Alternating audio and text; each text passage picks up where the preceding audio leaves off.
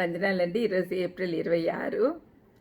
అనేక తలాంతులున్న దెబోరా గురించి కొన్ని విషయాలు మనము ధ్యానించుకుందాం. న్యాయాధిపతులు 4:4లో ఆ కాలమున లప్పిదోతునకు భార్య అయిన దెబోరా అను ప్రవక్తి ఇజ్రాయేళ్లకు న్యాయాధిపతిగా ఉండెను అని రాయబడింది. తేనెటీగా అని అర్థం ఇచ్చే పేరు గల దెబోరా ప్రవక్తిగాను న్యాయాధిపతిగాను ఇజ్రాయెల్ దేశంలో ఉండేది.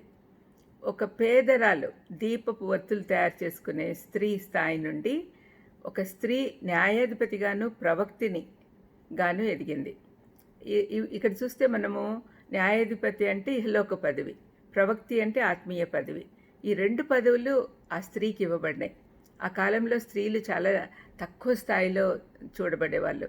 వాళ్ళు అసలు నిర్లక్ష్యం చేసేవాళ్ళు. స్త్రీలు ఎందుకు పనికిరాని వాళ్ళు అని అనుకునే స్టేజ్లో దేవుడు ఒక స్త్రీని అంత ఉన్నత స్థానానికి తీసుకెళ్ళాడు. దాదాపు ఒక రాజు స్థాయిలో పెట్టబడింది. 1 కొరింథీ 1:29లో పౌలు అంటున్నాడు, బలవంతులైన వారిని సిగ్గుపరచుటకు లోకంలో బలహీనులైన వారిని దేవుడు ఏర్పరచుకొని ఉన్నాడు అని చెప్పబడింది. ఈ వాక్యం ఆ విషయంలో నిజమైంది. ఆమె క్రీస్తు పూర్వం 1209 నుంచి 1169 వరకు రాజ్యపాలన చేసింది.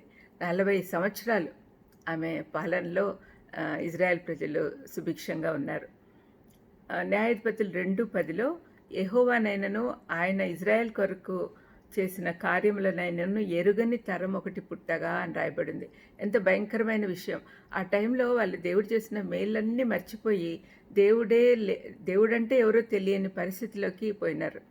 యాక్చువల్గా మోషే అందరికీ చెప్పాడు, మీరు మీ పిల్లలకి చెప్పండి, దేవుడు మన జీవితంలో చేసిన మేళ్ళన్నీ చెప్పండి అంటే ఎవరు చెప్పలా. వాళ్ళు సుఖంగా సంతోషంగా ఉన్నారు, మర్చిపోయారు దేవుణ్ణి. అందుకని దేవుణ్ణి ఎరుగని తరం ఒకటి వచ్చింది. ఆ టైంలో వాళ్ళు ఇష్టానుసారంగా జీవిస్తూ ఉన్నప్పుడు న్యాయాధిపతుల గ్రంథం చూస్తే అపజయాల గ్రంథం అది. ప్రతిసారి వాళ్ళు దేవునికి విరోధంగా పాపం చేయడము, దేవుడు వాళ్ళను శిక్షించడము, తిరిగి వాళ్ళు ఏడ్చినప్పుడు మొరుపెట్టుకున్నప్పుడు మళ్ళీ ఒక న్యాయాధిపతిని పంపించి వాళ్ళని విమోచించడము జరుగుతూ ఉన్నింది. ఆ సమయంలో దెబోరా అక్కడ పరిపాలించింది. న్యాయాధిపతుల గ్రంథంలో 12 మంది న్యాయాధిపతులు ఉన్నారు. వాళ్ళని గురించి వ్రాయబడింది. ప్రతిసారి ఇజ్రాయేలు దేవునికి వ్యతిరేకంగా పాపం చేసినప్పుడు ఆయన కోపం వచ్చి శత్రువులకు వాళ్ళని అప్పగించేవాడు. వారు తమ తప్పు తెలుసుకొని మొరపెట్టినప్పుడు దేవుడు కరుణించి న్యాయాధిపతులను లేపి వారిని విడిపించేవాడు. దెబోరా కాలంలో వారు కనాను రాజైన యాబీను చేతికి అప్పగించబడ్డారు. అతని సేనాధిపతి సీసెరా జనులలో భయాన్ని పుట్టించి వారి ఇంటి బయటికి రాకుండా చేశాడు. దేవుడు వారికి విజయం ఇస్తానన్నాడు, కానీ సేనాధిపతి బారాకుకు తగినంత విశ్వాసము ధైర్యము లేనందువల్ల దెబోరా అతన్ని ప్రోత్సహించి యుద్ధానికి సిద్ధం చేసి విజయం సాధించింది. ఆమె కూడా అతనితో వెళ్తే కానీ రానన్నాడు అతను. ఈ విజయం వెనుక రహస్యం ఏంటంటే సామెతలు 14:26లో రాయబడింది, యెహోవాయందు భయభక్తులు కలిగి ఉండట బహుధైర్యం పుట్టించును. ఈ కథలో దెబోరా పోషించిన వివిధ పాత్రలు ధ్యానిస్తే చాలా ఆశ్చర్యం వేస్తుంది.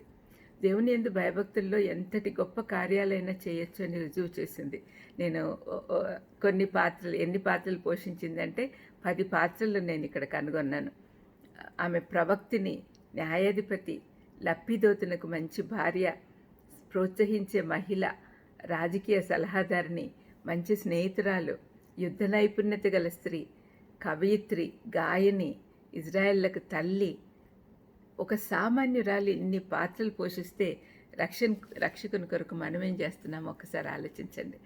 ఆమె అన్ని పాత్రలు పోషించింది. మనము దేవుని సహాయంతో, దేవుడు మనం కలిగి ఉంటే ఎన్నైనా గొప్ప పనులు చేయొచ్చు. ప్రార్థన చేసుకుందాం. దయమేడా, ఒక సామాన్యురాలు మీ సహాయంతో ఎన్ని పాత్రలు పోషించిందో చూసాం నైనా. మీ యందు భయభక్తులు కలిగి ఉంటే ఏమైనా చేయగలము అనే విషయం మాకు చూపించినందుకు మీకు స్తోత్రం చెల్లిస్తూ, మేము కూడా మీ యందు భయభక్తులు కలిగి ఉండేటట్టుగా ఆశీర్వదించమని యేసుక్రీస్తు నామమున వేడుకొంచున్నాం తండ్రి. ఆమెన్. God bless you.